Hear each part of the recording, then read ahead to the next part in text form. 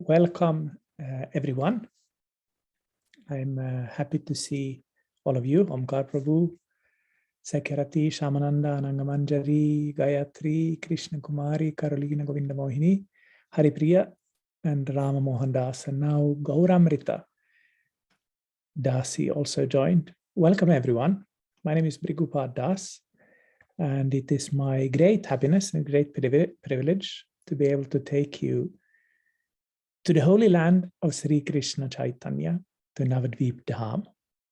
So we will be in a series of lectures. Now we will be going to Navadvip Dham on Parikrama. So please join me for these sessions.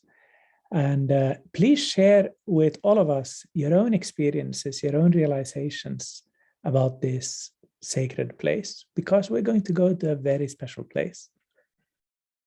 Bhaktivinoda Thakur, in his magnum opus, the Jaiva Dharma, he begins the very text like this. And if you ever read the Jaiva Dharma, I think you will remember this part. Within this universe, the middle planetary system, shaped like a lotus flower, is known as Bhumandala. In Bhumandala, there are 7 islands which extend outward in concentric circles like the whorl of a lotus flower. At the center of this whorl is the island of Jambudvipa, which is super excellent among all the places in Bhumandala. In Jambudvipa, the land of Bharatavarsha is eminent. Within Bharatavarsha, the topmost place is Gaudabhumi. Within Gaudabhumi, the 9-island region of Sri Navadvip Mandala is supremely distinguished. And in one area of Sri Navadvip Mandala, a beautiful settlement named Sri Godrum is eternally situated on the eastern banks of the Bhagirathi River. So of all the holy places in the whole universe, Navadvip Dham is super excellent. So it is to this wonderful place that we will be going.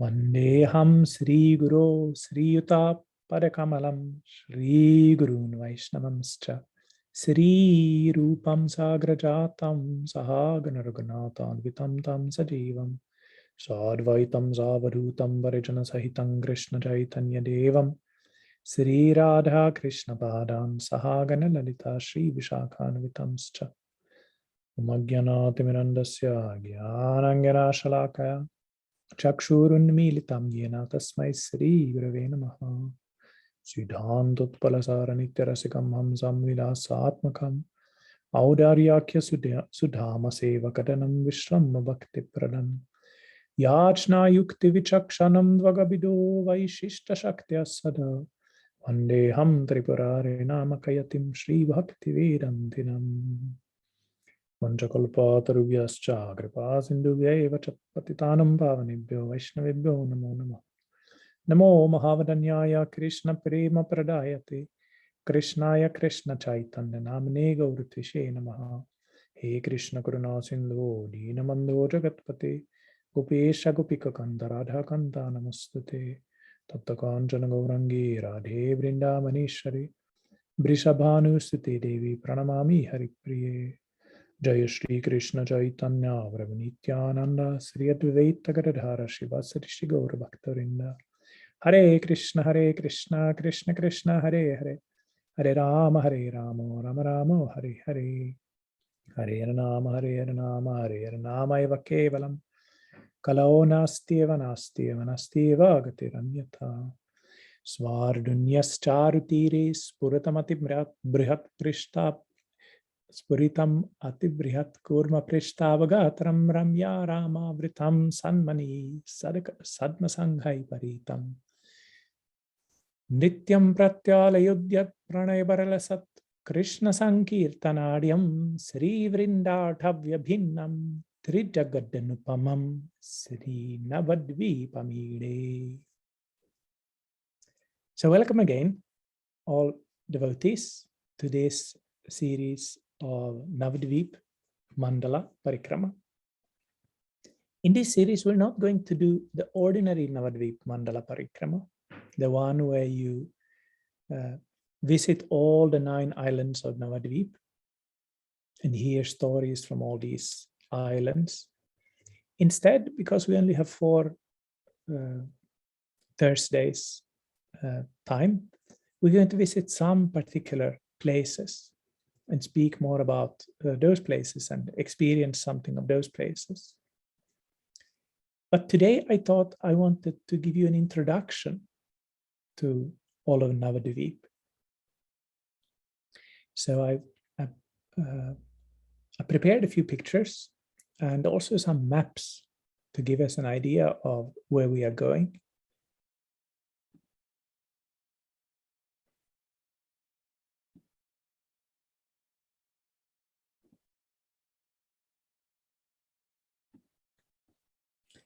Navadvipa means 9 islands, or at least it can mean 9 islands. Navadvipa can also mean the new island. The word Nava can mean both new and 9 in Sanskrit.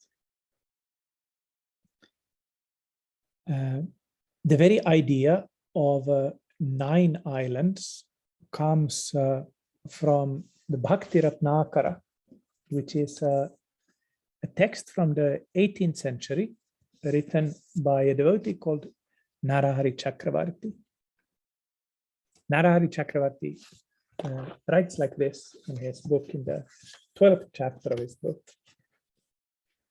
The name Navadvipa is famous in the world because there, the 9 methods of devotional service to Krishna, Shravana, Kirtana, Smarana, Pada Sevana, Archana, Vandana, Dasya, Sakya, as well as Atma Nivedanam, had all taken form and were practiced.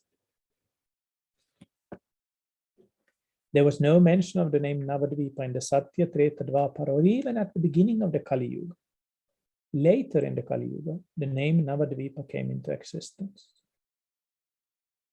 The name Navadvipa was used during the time of Sri Chaitanya Mahaprabhu and his forefathers. Wise and expert scholars have concluded that Sri Navadvip Dham is the most suitable place on which to meditate. It is truly the eternal Vrindavana, situated in the banks of the Janava river. It had been the abode of Lord Shiva and Shakti, and devotion is its greatest ornament. Its 9 dvipas, Antardvipa, Simantadvipa, Godrumadvipa, Madhyadvipa, Koladvipa, Ritudvipa, Janudvipa, Modadrumadvipa, and Rudradvipa are both glorious and magnificent.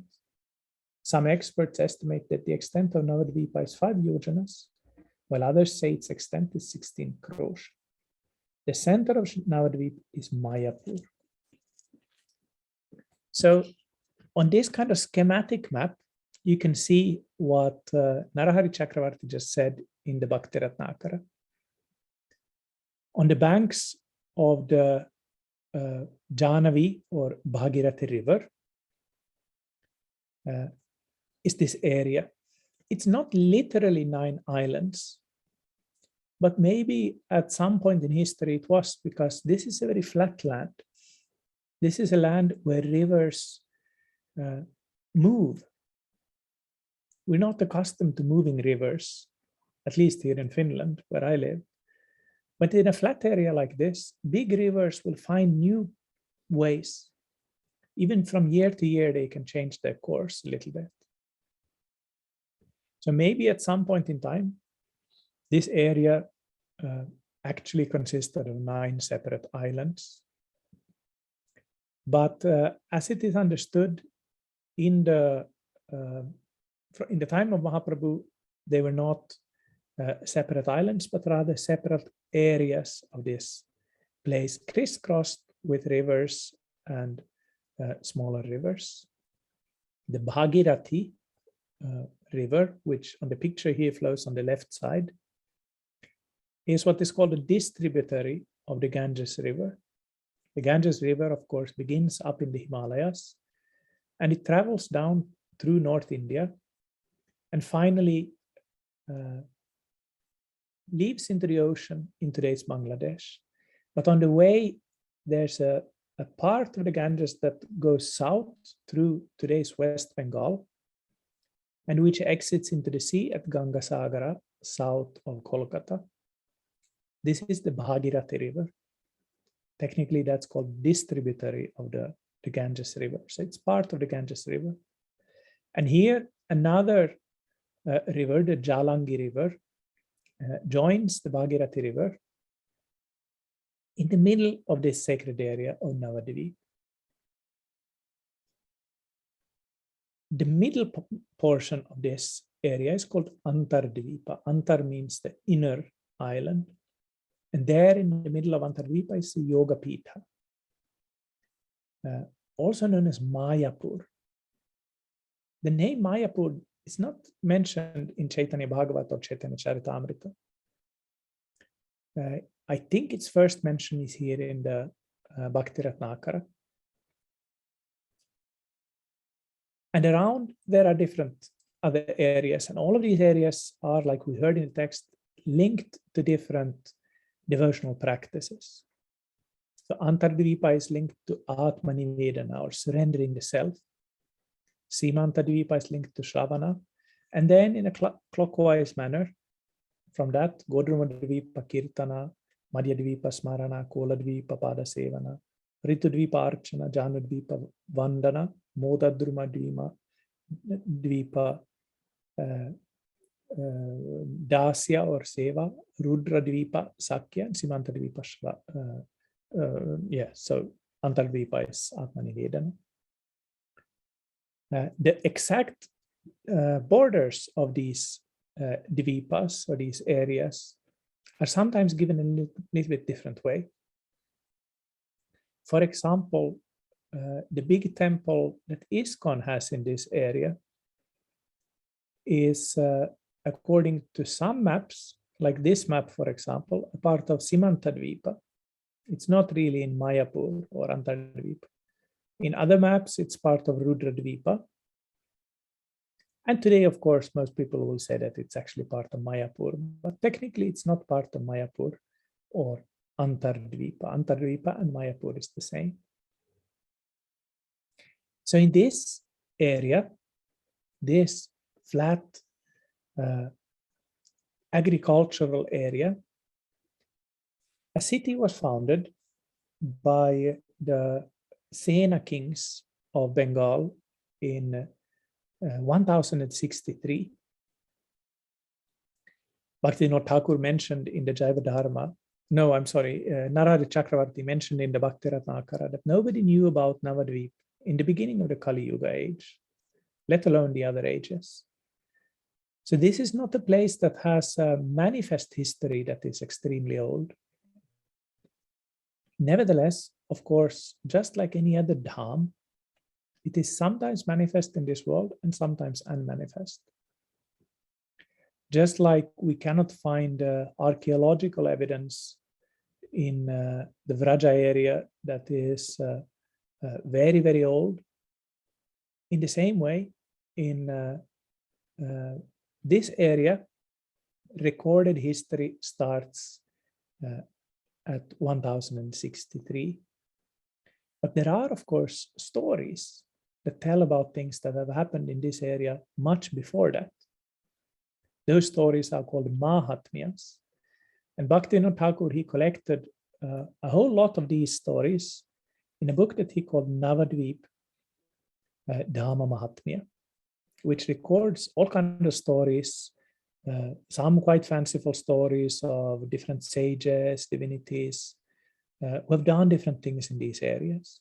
Many of these stories can be found already in the Bhakti Ratnakara, and then they are kind of developed in this book by Bhaktivinoda Thakur. So this kind of oral tradition, this kind of spoken tradition exists in this area that goes farther back in history than recorded kind of material history.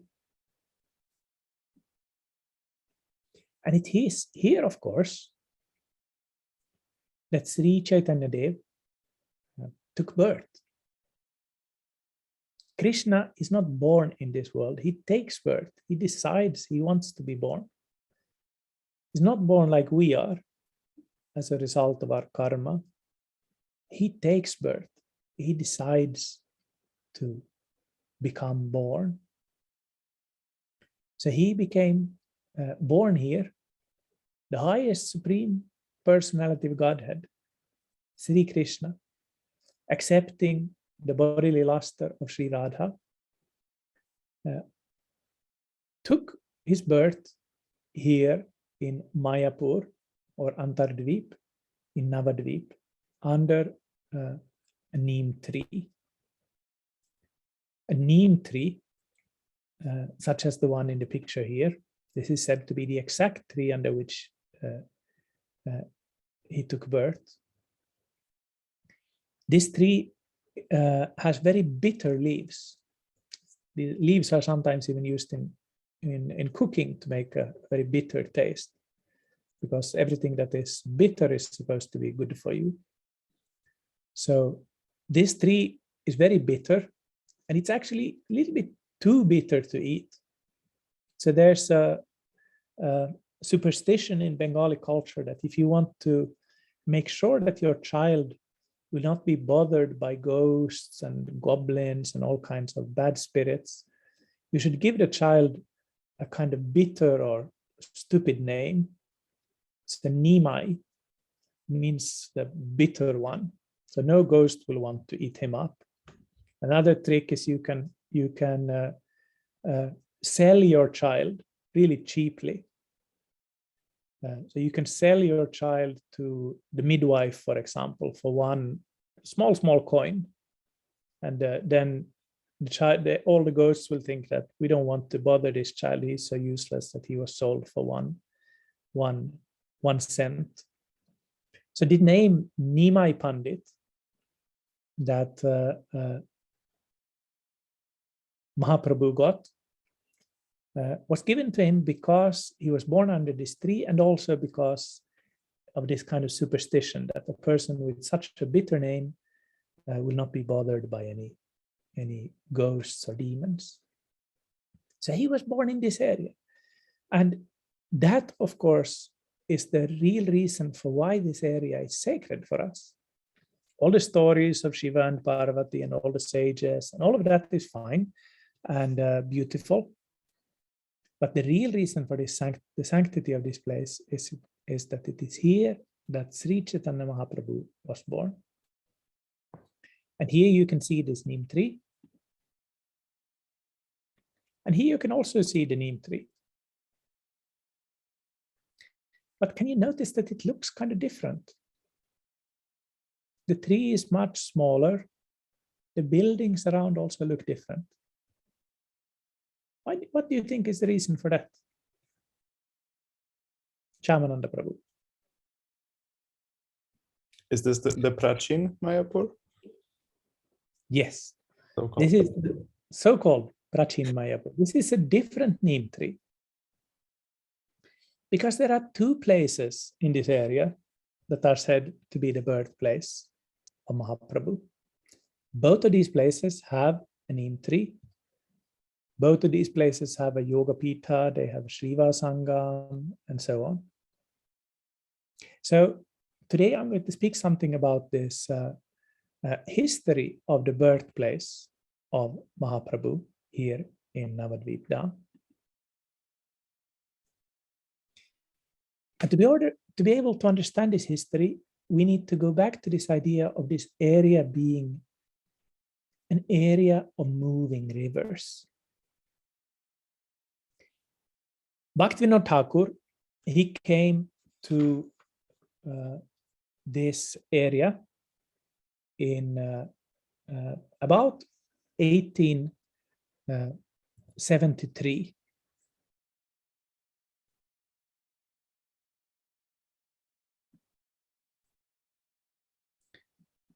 And he wrote like this in his autobiographical letter to his one of his sons later on. This is from 1873. During the Christmas break, I took a train to Navadvip with my wife. Arriving there and seeing the land in all four directions, the hair on my body stood on end. Upon crossing the Ganga, I went to Rani Dharmashala and I made arrangements to cook for Sriman Mahaprabhu. Having taken darshan of the Lord with difficulty, I honored the prasad at around 1 o'clock. After 45 days of dieting, I took grains, jackfruit, dal, banana flour sabji, and soup, and so on, which were like nectar. Since my very birth, I had not eaten such nectarine food. Even Bimla ate everything on his plate, and with great devotion.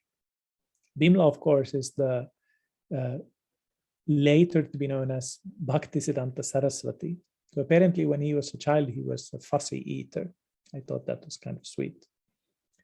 We had to go to the house at Krishnanagar before evening, and thus, buying some cooking pots and utensils and quickly crossing the river, we took the train to Krishnanagar. The next day, I went to Bora Goswami's house in Shantipur, took prasad, and before evening returned home. At that time, I was beginning to become strong. Every Saturday, I went to Navadvip to search out the places of the Leela of the Lord, but I did not find many, and I was very unhappy. At the present time, the people of Navadvip only pay heed to their stomach, and so on. They do not make even a little effort in relation to the places of the Leela of the Lord. So Bhaktivinoda Thakur, he had kind of a traumatic experience coming to Navadvip. He had expected that this is the holy place of Mahaprabhu. Here, everybody is going to be a devotee. Everybody is going to be speaking about the Srimad Bhagavatam. They will be remembering Mahaprabhu. When he came there, he found a city which wasn't a very ancient city, and which was a city in decline, Navadvip. It had seen its best days.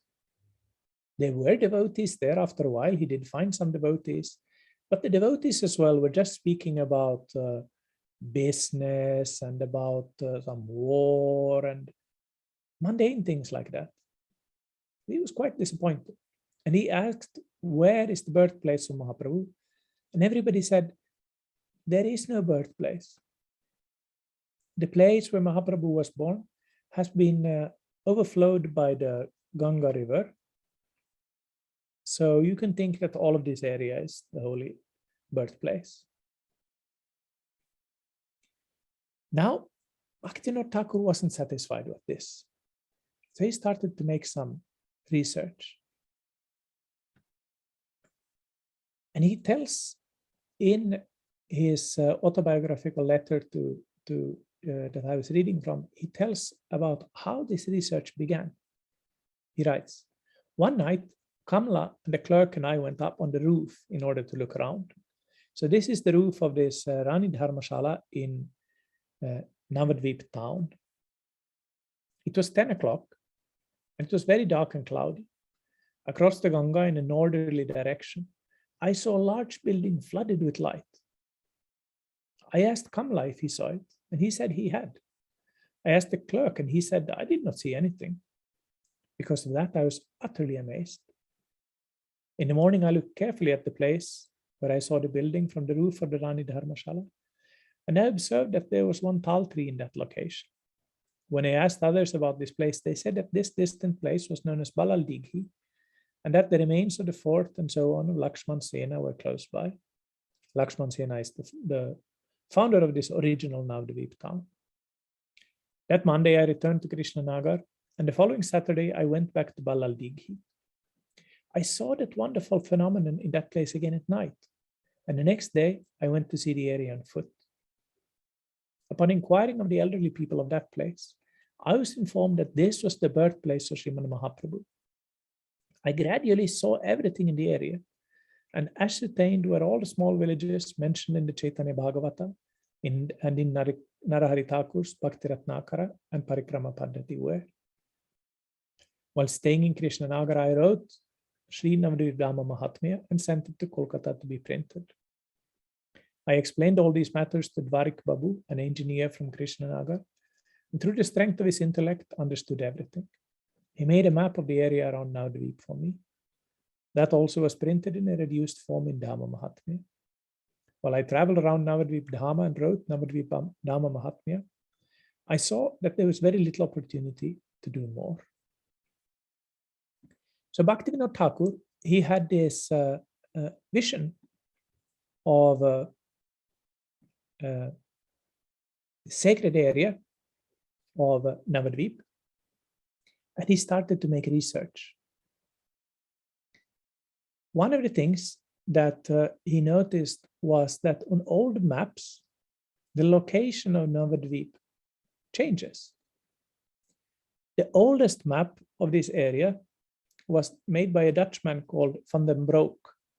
He made a sketch in 1660. I hope you can see that on the picture. Can you see that? Yeah, it's on the left side.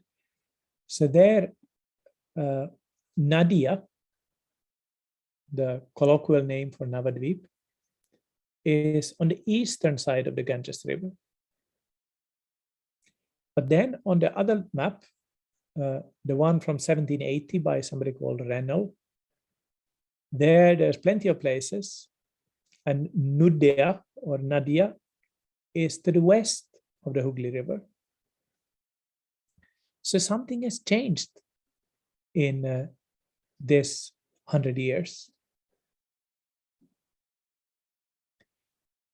Here is another map more close to the time of Bhaktivinoda Thakur, 1855. This looks very confusing, I'm sure, but can you see number 23? It's here where the cursor is. That's the modern town of Navadvipa. So where I'm having the cursor right now, that's where this Rani Dharmashala is. So Bhaktivinoda Thakur, he was looking north, or rather to the northeast. And here, if you can see where there is the number 14 and 11 and so on, there's an X even there, like X marks the spot.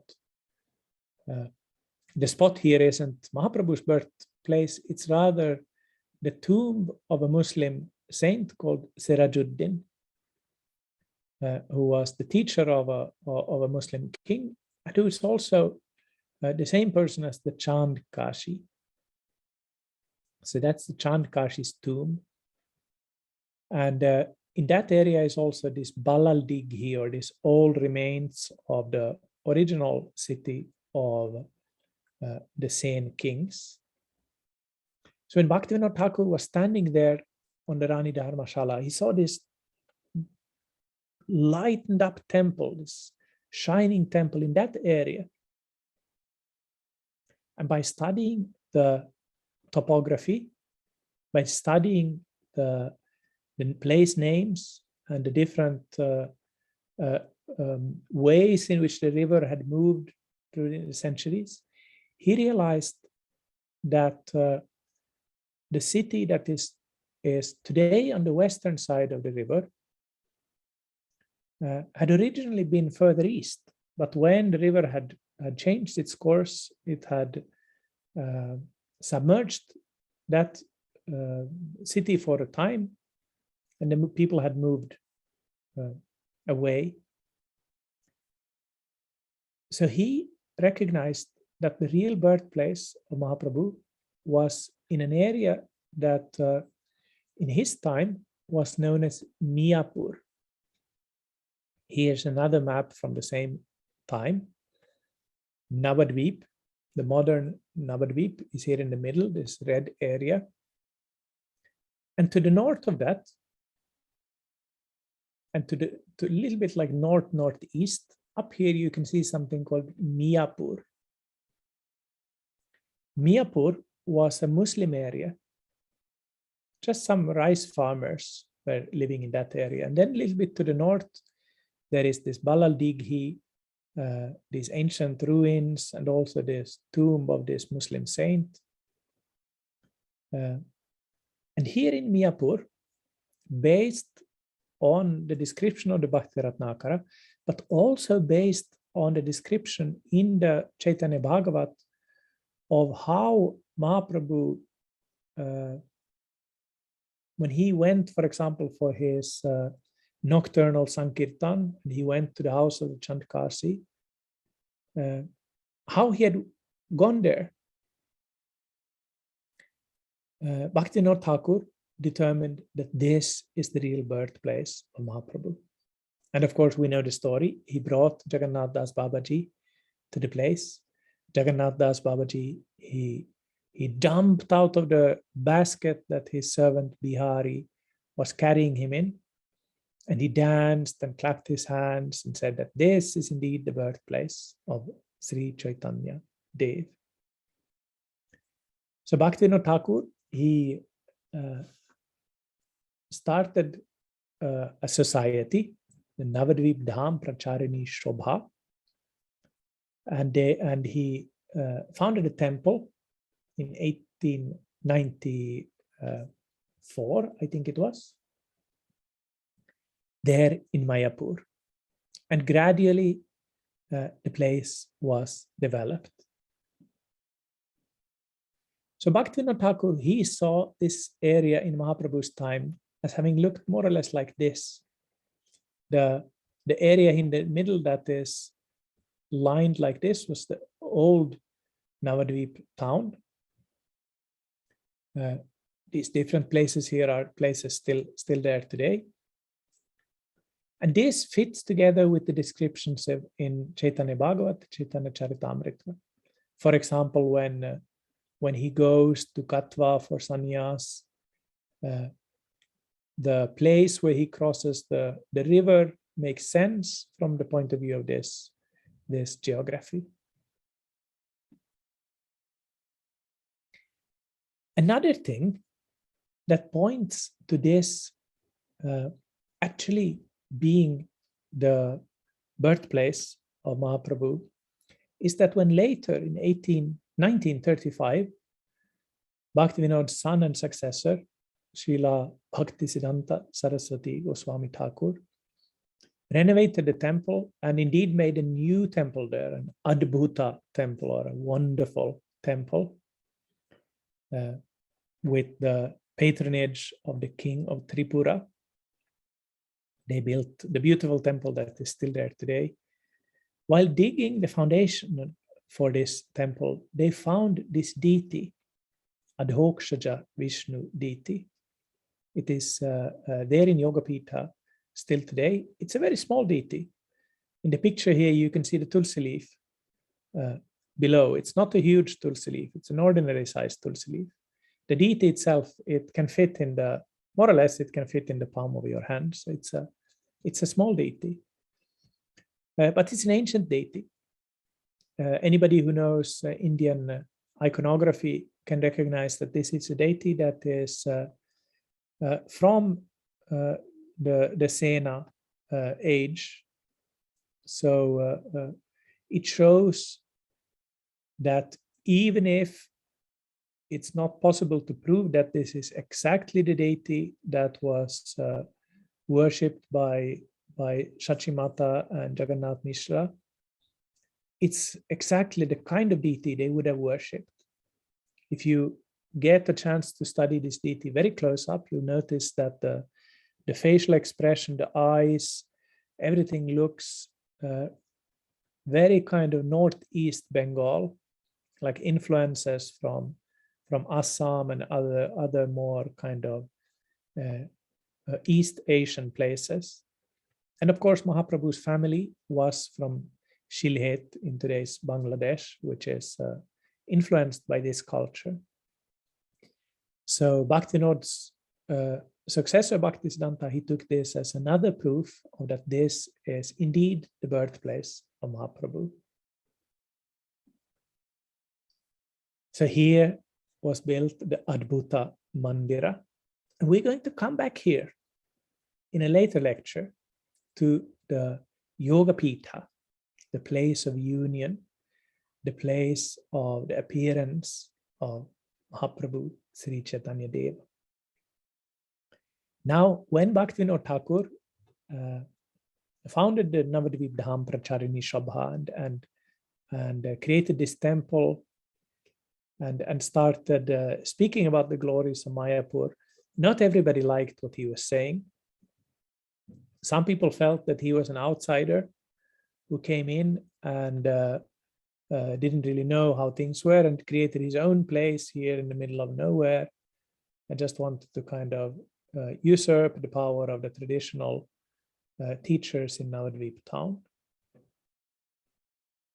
But they didn't do so much about the thing, because the the ordinary story was that the birthplace had been lost under the Ganges River. Nevertheless, one devotee called Bhrigupada Das, one Babaji, came to the Navadvip area in 1916, and he wasn't happy with the Yogapita birthplace. So he tried to find what he thought was Mahaprabhu's real birthplace. And his kind of most important idea for his thinking was that there's a tradition that King Virhamvir, a king in Vishnupur, who was converted into Vaishnavism by Srinivasacharya, the kind of next generation after the Goswamis. Srinivasacharya, he converted Virhamvir into Vaishnavism. And Virhamvir, he built many temples. And there's a story that he built a temple in Navadvip on the birthplace of Mahaprabhu. This temple later became in bad shape. So a person called Ganga Govinda Singh, who was a diwan or a minister, he built a new temple in red sandstone in 1729. But that temple was washed away by the Ganges in 1876. So this Braja Mohan Das, he thought that the real birthplace, we'll find the real birthplace if we find the remains of that temple, that red sandstone temple. So he went around in the area and dug holes in the ground to find this red sandstone temple. And after lots of effort and many years' work, he found a piece of red sandstone. On the other side of the Ganges, north of today's Navadvip town, in a place called the Crab Field.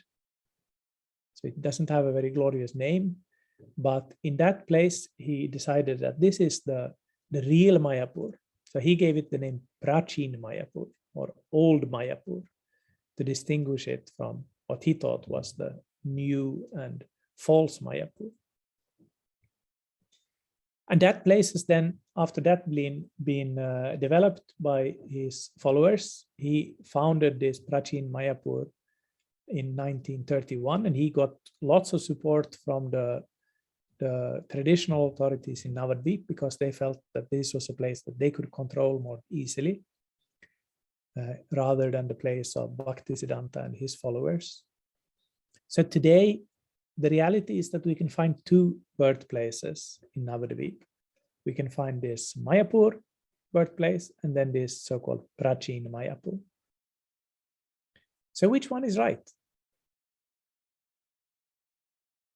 The evidence is not 100% clear. But there are some things that do point very strongly in the direction of the Yogapita that we can see in the picture here. The strongest evidence for that is that when the Chandkashi became upset with the nocturnal kirtans of Mahaprabhu, it's mentioned in the Caitanya Bhagavat that he became upset because they disturbed his sleep. Now, nobody disagrees on where Chandkashi used to live. He lived very close to the place where his grave is situated still today. That's about 1 kilometer from the Yogapith. So especially in the nighttime when not so much is going on, you can imagine that you could hear somebody's kirtan from 1 kilometer's distance. Prachin Mayapur, on the other side of the river, is 8 kilometers distant. Quite a different situation. 1 kilometer, okay. 8 kilometers, not so much. Also, this very idea of the red sandstone temple if you listen very closely, you'll notice something strange. Bhaktivinoda Thakur came to Navadvip and started to look for the birthplace in 1873. What year was that red sandstone temple that supposedly commemorated Mahaprabhu's birthplace washed away by the Ganges? 1876. So if that temple really had been the birthplace of Mahaprabhu, everybody would have told Bhaktivinoda, it's here, this temple here, this red sandstone temple. For 3 more years, it would have been there for him to see. Nobody did that. Indeed, there are many reports of that temple actually having been a temple of Sitaram. So yes, a Vaishnava temple, but if it had been a temple commemorating Mahaprabhu's birthplace, why would the deities there have been Sitaram? There's nothing wrong with the Sitaram temple, Sitaram Ki Jai. But would you make a Sitaram temple on Mahaprabhu's birthplace? Maybe not.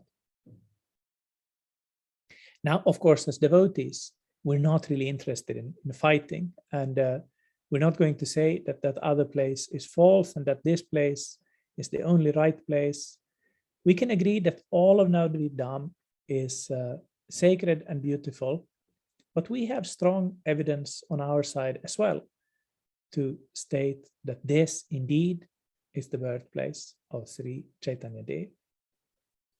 And in the rest of this series, we're going to go to some of these places and learn more about them and immerse ourselves in this land of Sri Krishna Chaitanya.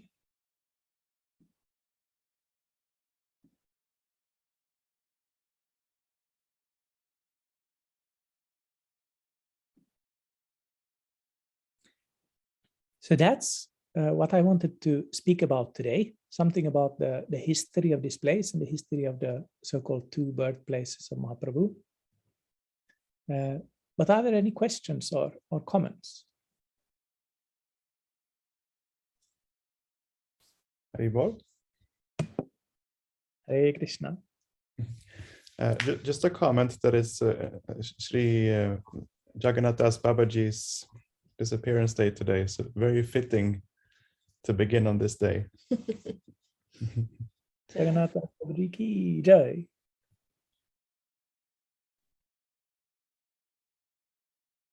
Thank you for that comment, Shamananda. I had missed it. Thank you for sharing that with us. Do you know what we can remember Jagannath Das Babaji through? Sometimes people wonder, what did Jagannath Das Babaji give? He gave something that we say every day. Shamananda. I've heard that it's the Panchatattva mantra. Is that Correct?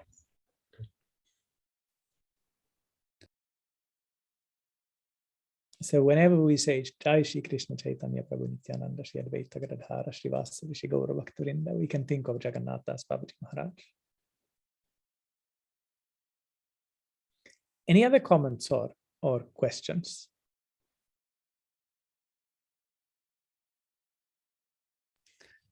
Just thank you for sharing this story about the 2 Mayapurs, because I had it. My understanding was totally different. Because like I thought that this the Prachin Mayapur was there before, and that Bhaktivinoda Thakur didn't think that that was the real place, and therefore he established the. No, it wasn't like that.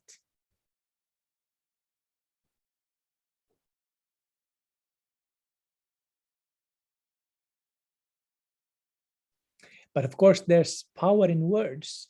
So if you call something old Mayapur, many people might think that, okay, so that's the original one.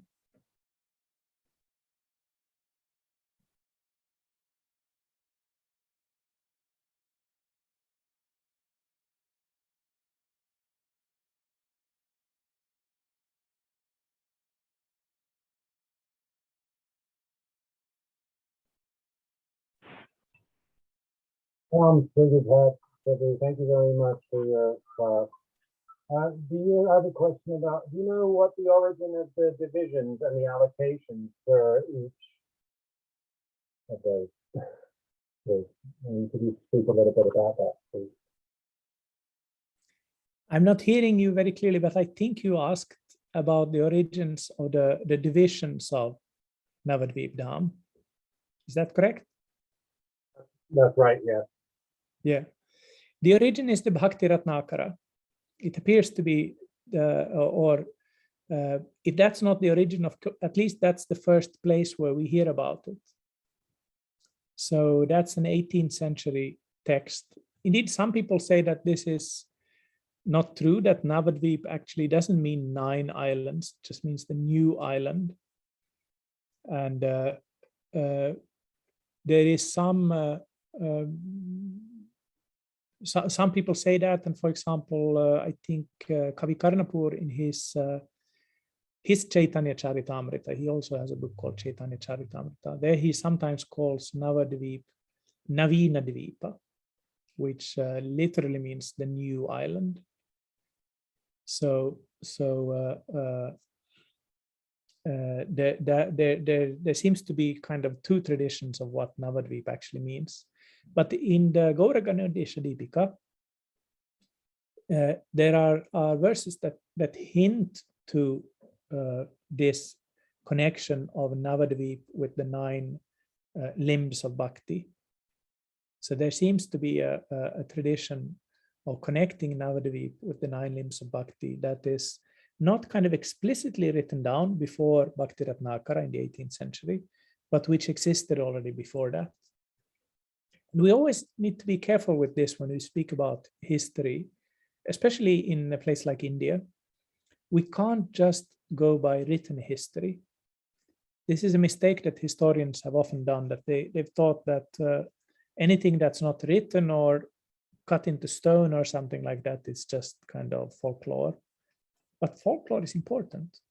And oral history, the history of people, we need to take that seriously. That's one of the things that Bhaktivinoda did when he came to this area originally. He was speaking with people. He was asking knowledgeable elderly people, what's the meaning of this place name? Because the place names in this area, they're not directly Sanskrit names. They are kind of a mix, like they are in most places. So the places like Mayapur, for example, the name that the locals used for that place was Miyapur. Not exactly the same, but you could think that Maya became kind of shortened to Mia by ordinary people in that area. So he asked, what's the old name of this place? What does it actually mean? Is there a story behind it? And he collected all those stories in Navadvip Dham Parikrama, in the Navadvip Dham Mahatmya book. So we don't know exactly the origin. That's a short answer. We don't know exactly the origin, but the first place where it is written down is Bhakti Ratnakara.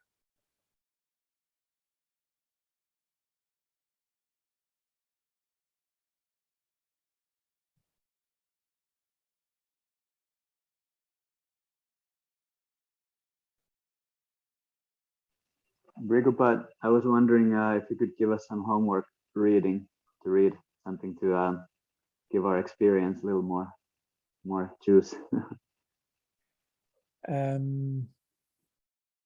Homework. Maybe you could read from the Bhakti Ratnakara. I think you'll find it online. 12th chapter.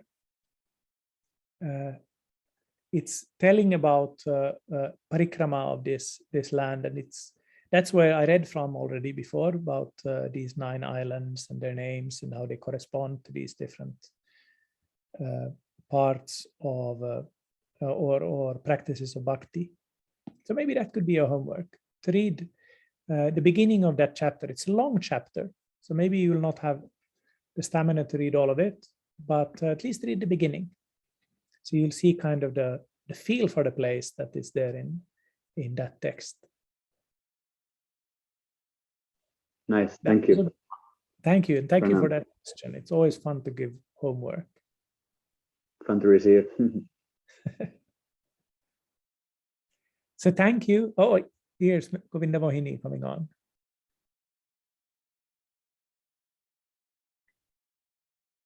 So thank you all devotees for this session today.